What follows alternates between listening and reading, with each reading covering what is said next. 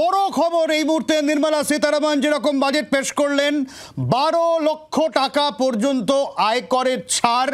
যে চর্চা হয়েছিল যে মধ্যবিত্তদের জন্য কতটা সুরাহা দেবেন অর্থমন্ত্রী, এই মুহূর্তে অত্যন্ত বড় খবর 12 লক্ষ টাকা পর্যন্ত আয়করের ছাড় এবং ট্যাক্স স্ল্যাবে একটা পরিবর্তন আনা হয়েছে।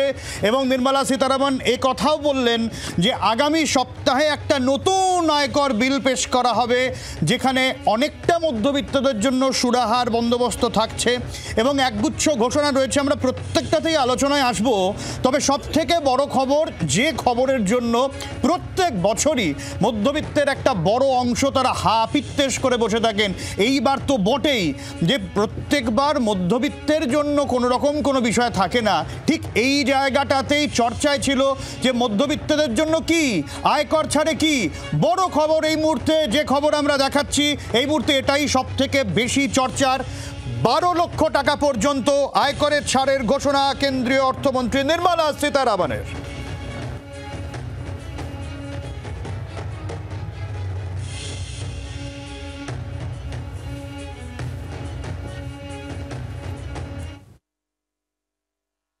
Strength for India's growth. This government, under the leadership of Prime Minister Modi, has always believed in the admirable energy and ability of the middle class in nation building. In recognition of their contribution,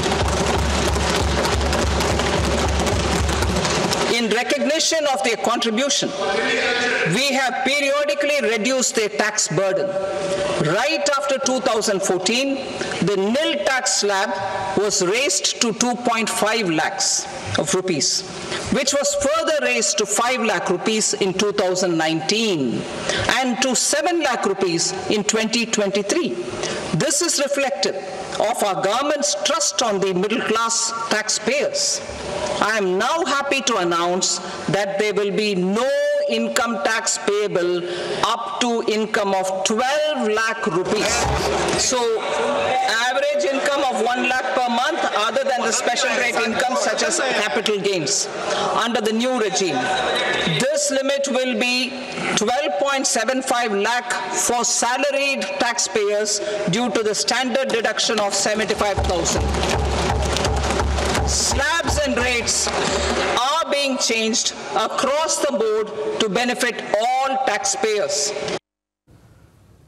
Rajib Chakraborty আমাদের প্রতিনিধি রয়েছেন, নয়াদিল্লির প্রতিনিধি রাজীবের কাছে। রাজীব, তার মানে standard direction 75,000 অপরিবর্তিত, মানে 12,75,000 পর্যন্ত আয়করের ছাড়, এ কথা বলাই যায় যেরকম নির্মলা সীতারামন বললেন। একেবারেই, অন্তত কেন্দ্রীয় অর্থমন্ত্রীর ঘোষণা অনুযায়ী তেমনটাই মনে করা যেতে পারে। তবে আজকের বাজেটে উল্লেখ করা হয়েছে যে নতুন আয়কর বিল আসতে চলেছে এবং সেটি আগামী সপ্তাহে আসবে। তুমি জানো যে এর এই আবহে আগামী 2-3 দিনের মধ্যে দিল্লিতে বিধানসভা নির্বাচন রয়েছে। দিল্লির পার্টি আম আদমি পার্টি তারা ইতিমধ্যেই মধ্যবিত্তের জন্য ট্যাক্স ছাড়ের কথা বলেছিলেন। সেক্ষেত্রে কেন্দ্রীয় অর্থমন্ত্রী তিনি আজকে বড় ঘোষণা করলেন। বার্ষিক আয় যারা চাকরিজীবী তাদের জন্য 12 লক্ষ টাকা পর্যন্ত রোজগারে একেবারে আয়কর ছাড় এবং স্ট্যান্ডার্ড ডিডাকশন 75,000 অর্থাৎ 12,75,000 পর্যন্ত আয়কর দিতে হবে না যাদের বার্ষিক আয় 12,75,000 টাকা।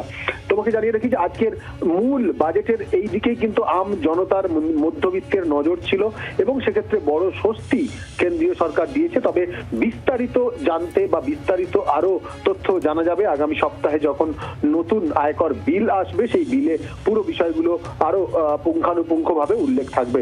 আজকে যদি দেখা যায় যে আজকের বাজেটের উল্লেখযোগ্য দিক কি কি ছিল, সেখানে কয়েকটি বিষয় তোমাকে জানিয়ে রাখি যে আগামী 6 বছরে মসুর এবং তুর ডালের উৎপাদন বাড়াবে কেন্দ্রীয় সরকার, এমনটা বলেছে। কাপাস চাষ বাড়াতে 5 বছরের জন্য নতুন উদ্যোগ নেওয়া হবে। বস্ত্র শিল্প শক্তিশালী করা হবে। কৃষক ক্রেডিট কার্ডের ঋণের সীমা 3 লাখ থেকে 5 লাখ টাকা করা হবে। বিহারে মাখানা বোর্ড গঠিত হবে। ছোট ও কৃষক ও ব্যবসায়ীরা তাদের উপকৃত হবেন। ক্ষুদ্র শিল্পের জন্য বিশেষ ক্রেডিট কার্ড ব্যবস্থা করা হবে। প্রথম 10 বছরে 10 লাখ ক্রেডিট কার্ড ইস্যু করা হবে। এমএসএমইর জন্য অনেক ঘোষণা করা হয়েছে। স্টার্টআপের ঋণের পরিমাণ বাড়ানো হবে। আইআইটি যেখানে আইআইটির 23টি আইআইটিতে বর্তমান 1.35 লক্ষ ছাত্রছাত্রী করছে, তাদের আরো সম্প্রসারণ করা হবে। সব মিলিয়ে ঘোষণা করা হয়েছে, কিন্তু বিশেষ নজর দেওয়া হয়েছে বিহারে। তুমি জানো যে বিহারে চলতি বছরে বিধানসভা নির্বাচন, খুব স্বাভাবিকভাবেই বিহারের এয়ারপোর্ট থেকে শুরু করে বেশ কিছু পরিকাঠামোগত উন্নয়নে কেন্দ্রীয় বাজেটে জোর দেওয়া হয়েছে। তবে আম জনতার, সাধারণ মানুষের বার্ষিক রোজগারে আয়করের ছাড়ের দিকে নজর ছিল, সেক্ষেত্রে স্বস্তি দিয়েছে কেন্দ্রীয় সরকার। বাংলার আওয়াজ, বাঙালির আবেগ, জি 24 ঘন্টা।